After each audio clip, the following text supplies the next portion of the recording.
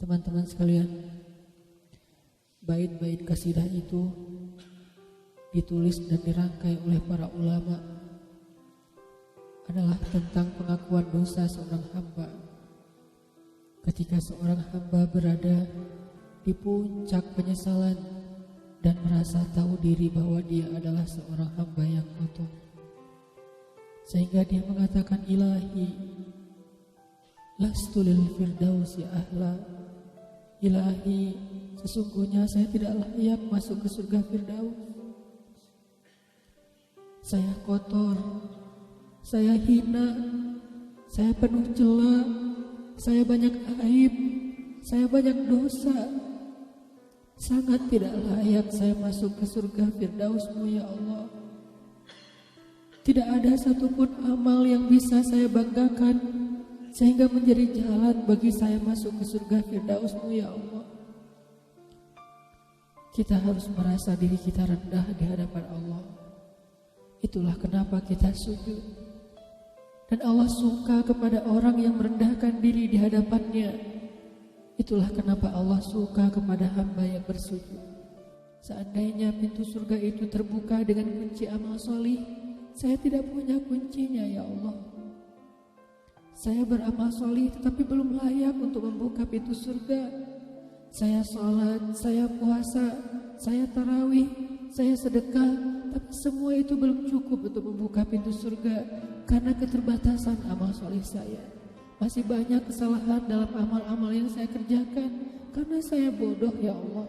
Lalu bagaimana nasib saya kelak di akhirat ya Allah?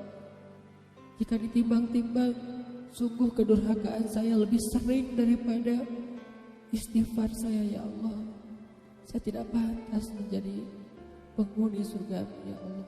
Wala aqwa 'alan naril jahimi. Tetapi saya juga tidak akan kuat dengan azab neraka jahim-Mu ya Allah. Karena sesungguhnya tidak ada satupun dari makhluk-Mu yang sanggup merasakan azab neraka. Semuanya takut kepada neraka-Mu ya Allah.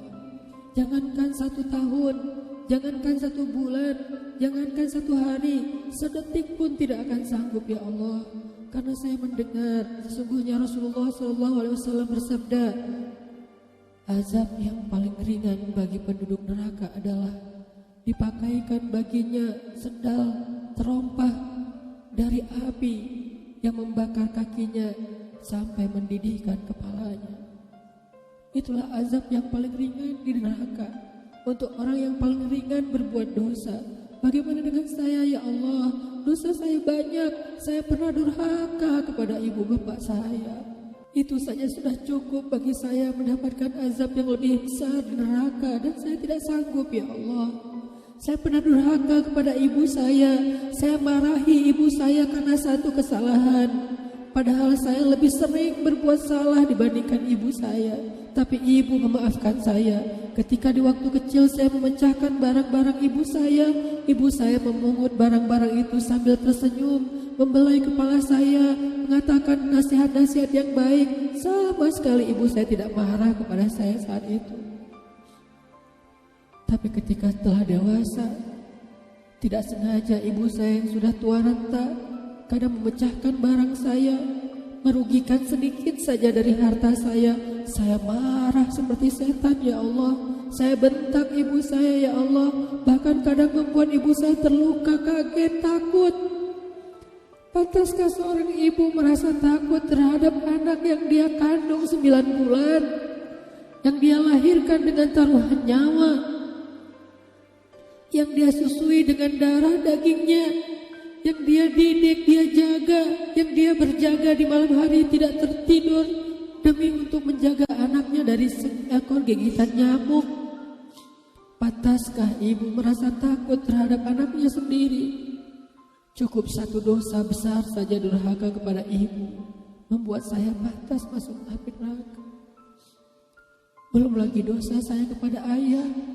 Ketika saya berdebat habis-habisan di hadapan ayah saya, hanya ketika ayah saya menasihati saya dengan satu nasihat sederhana, saya debat ia, seolah-olah wawasan saya lebih banyak, ilmu saya lebih banyak, pergaulan saya lebih luas, pendidikan saya lebih tinggi. Padahal semua itu saya dapatkan hasil dari perjuangan dan pengorbanannya. Ketika keduanya sudah menjadi tua dan lemah, kadang keduanya rindu kepada saya ya Allah.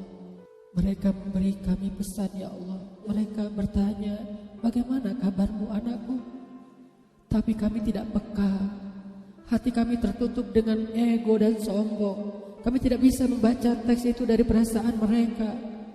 Kami hanya membaca teks mereka dan tidak segera membalasnya. Kami anggap teks dari orang tua kami tidak penting. Masih bisa ditunda untuk dijawab nanti sore. Padahal mereka sedang kangen, sedang rindu kepada kami ya Allah. Mereka tidak mengatakan kami rindu kepadamu wahai anakku, karena mereka tahu kalimat itu akan mengganggu kami. Kalimat itu akan menjadikan hari kami tidak lagi mudah. Kalimat itu akan merusak konsentrasi kami dalam bekerja. Kalimat itu akan menghalangi banyak urusan kami. Sehingga mereka menahan diri. Mereka hanya bertanya, apa kabar kami? Lalu kapan kami berbakti kepada mereka ya Allah? Sampai seusia ini kami masih merepotkan mereka ya Allah. Kapan kami akan berbakti kepada mereka? Rasanya kami lupa. Entah kapan kami pernah memijat kaki mereka setelah mereka seharian bekerja. Entah kapan kami pernah memberikan minuman hangat untuk mereka. Kami durhaka kepada orang tua kami ya Allah. Bahkan setelah mereka wafat, kami lupa mendoakan mereka di dalam salat kami. Harusnya kami disiksa di api neraka, tetapi kami tidak kuat ya Allah. Belum lagi kedurhakaan kami yang lain, dosa-dosa besar kami yang lain. Kami pernah bermaksiat kepadamu diam-diam ya Allah. Kami pernah berbuat dosa diam-diam, dan padahal kami tahu itu dosa besar. Tapi kami tidak peduli. Kami tidak takut kepadamu. Seolah-olah ancamanmu itu hanyalah mitos. Seolah-olah ancamanmu itu hanyalah fiktif. Seolah-olah apa yang kau firmankan di dalam Al-Quran itu tidak benar-benar ada. Kami sombong menantangmu dengan berbuat dosa. Banyak dosa yang kami tidak bisa menyebutkan satu persatu ya Allah.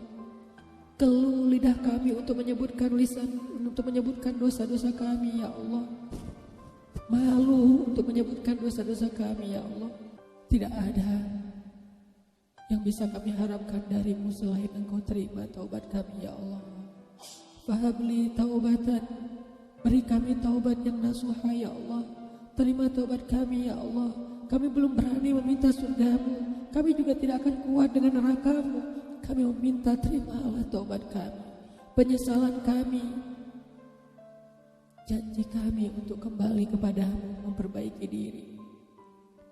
Teman-teman sekalian, mari kita baca bait itu dengan penyesalan.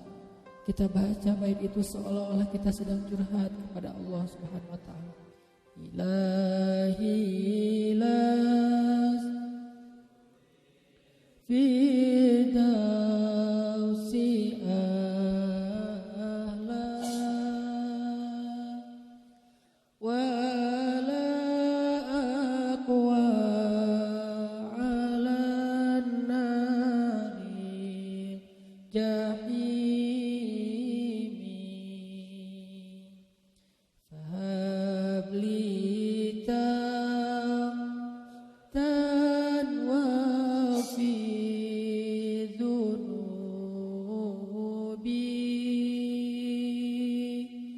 fa innaka ghafirudz dzambil azimi fahabli